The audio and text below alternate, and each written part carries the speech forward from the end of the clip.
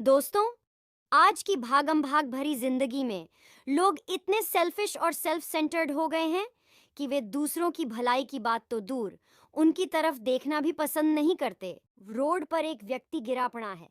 कुछ लोग उसे देखकर निकल लेते हैं, लेकिन कुछ परोपकारी व्यक्ति जो सोचते हैं कि आखिर मानव ही मानव के काम आता है, मदद का हाथ बढ़ाने में हिचकिचाते नहीं। महर्षि वेदव्यास ने 18 पुराण लिखे। एक व्यक्ति जो अनपढ़ था, उसने महर्षि से पूछा, महामन, मैं तो अनपढ़ ठहरा, अमिन इन ग्रंथों को पारैच नहीं सकता, मुझ जैसे लोगों को क्या करना चाहिए? महर्षि ने कहा, परोपकार सबसे बड़ा पुण्य और परपीड़ा यानी दूसरों को कष्ट देना सबसे बड़ा पाप है। आइए परोपकार से संबंधित इस कहानी को सुनते हैं। समुद्र के किनारे एक लड़का अपनी माँ के साथ रहता था। उसके पिता नाविक थे। कुछ दिनों पहले उसके पिता जहाज लेकर समुद्री यात्रा पर गए थे। बहुत दिन बीत गए, पर वे लौटकर नहीं आए। लोगों ने समझा कि समुद्री तूफान में जहाज डूबने से उनकी मृत्यु हो गई होगी। एक दिन समुद्र में तूफान आया। लोग तट पर खड़े थे। वह लड़का भी अपनी माँ के साथ वहीं खड़ा था।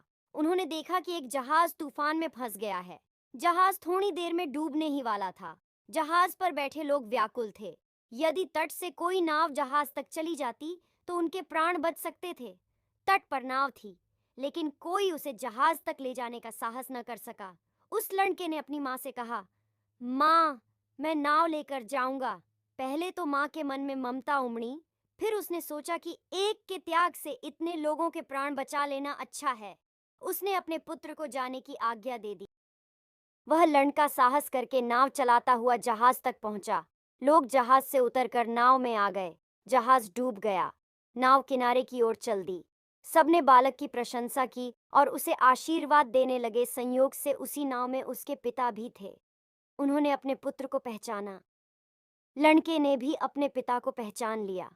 किनारे पहुंचते ही बालक दौड़कर अपनी माँ के पास गया और लिपट कर बोला, माँ, पिताजी आ गए। माँ की आंखों में हर्ष के आंसू थे। लोगों ने कहा, परोपकार की भावना ने पुत्र को उसका पिता लौटा दिया।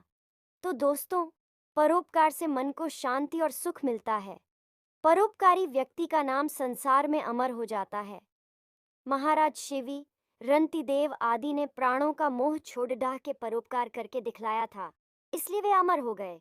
इसलिए कभी भी परोपकार करने से मुंह मत मोड़ दिए। धन्यवाद।